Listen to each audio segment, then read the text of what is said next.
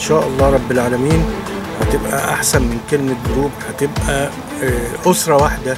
العمارة فيها أكتر من 20 أسرة، 20 أسرة هيبقوا أسرة واحدة، لأن ما فيش حد فينا مصلحته بتتعارض مع التاني، كلنا مصلحتنا واحدة.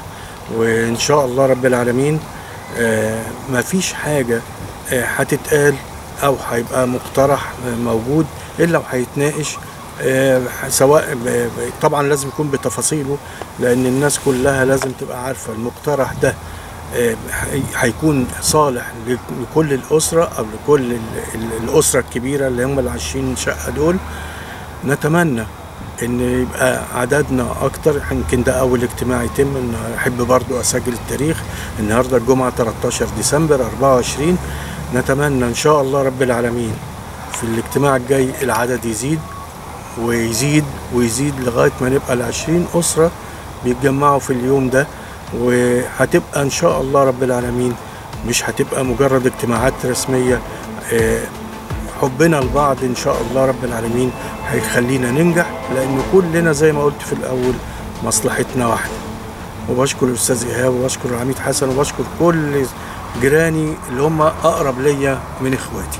هنجمعنا النهارده إن شاء الله، وبإذن الله يعني جمعية خير، يعني نتناقش في المواضيع طبعا بتاعة العمارة وكل ما يخص العمارة بإذن الله، يعني نشوف يعني تفاعل مع بعض، وبإذن الله نخلص لو في أي مشكلة، لو في أي حاجة نتجمع مع بعض، نتواصل مع بعض، يعني حتى لو ما فيش أي حاجة، حتى لو ما فيش مشاكل نتجمع، يعني حتى لو بصفة يعني مش هنقول مستمرة دايما، بس تكون على فترات، عشان لو في أي مشكلة نتناقشها مع بعض، أو في أي حاجة تخص العمارة نتناقش مع بعض فيها. فبإذن الله يعني الاجتماع ده يكون بداية كويسة، وإن شاء الله بإذن الله اللي جاي أحسن، ونتفق طبعا على التفاصيل بقى كلها إن شاء الله بإذن الله. هنكتب على كل حاجة بإذن الله، إذا كان بقى عن الصندوق والقيمة والحاجات دي كلها. فعايزين إن شاء الله نبقى نتعاون كلنا مع بعض في الأمور دي، عشان بإذن الله العمارة تبقى يعني كحالة أحسن بإذن الله. أسعدني اللقاء النهاردة مع سيادة العميد حسن وسيادة الباشمهندس باسم، واتكلمنا في إطار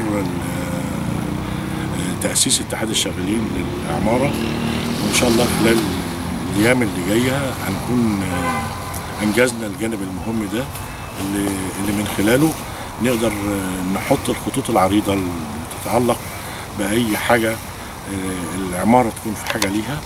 الأهم من ده كله أكدنا إزاي من خلال الاجتماع ده اللي يكون فيه الشكل اللي فيه تواصل ما بيننا كلنا، ده التواصل ده بهدف واحد، هو سلامتنا وأمننا. واعتقد ان دي امور مهمه، ما نكونش كلنا في جزر منعزله، واحنا بيضمنا مبنى واحد، ومن خلال المبنى الواحد ده بيربطنا بحاجات كتير، ما يكونش كل واحد في حاله، لا لازم يكون في تواصل مع بعض، وده اللي هنأكد عليه خلال المرحله الجايه. وشكرا، نتمنى الخير لكل السكان ان شاء الله. العميد حسن سرحان، اخوكم في العماره 20 من حوالي 30 سنة، فوق 30 سنة. وبتمنى من كل قلبي ان ربنا يكرمنا جميعا ونكون أسرة جميلة فعلا تستحق ان احنا، يعني مش تستحق، انا عايز اقول ان احنا ناس كوكبة من الشخصيات الهامة والجميلة في هذه العمارة. وعشان كده انا بتمنى ان الكوكبة دي تجد ما يليق بها في هذا السكن الجميل اللي هو جامع أسر جميلة. نتمنى ان احنا دايما نكون قلبنا على قلب واحد يعني.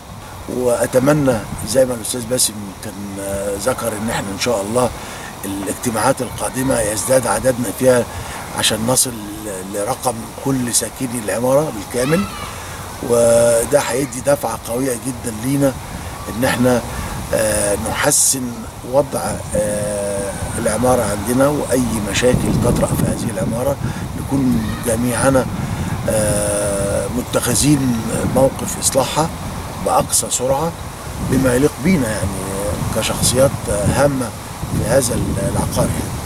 أنا بتمنى أن هذا اللقاء يكون نواة أو تأسيس لاتحاد العمارة علشان نقدر نتوالى بيها بعد كده، ان احنا نقدر نلم بكل المشاكل اللي هتبقى موجودة او كانت موجودة وتم اصلاحها او تداركها بواسطة احد منا يعني.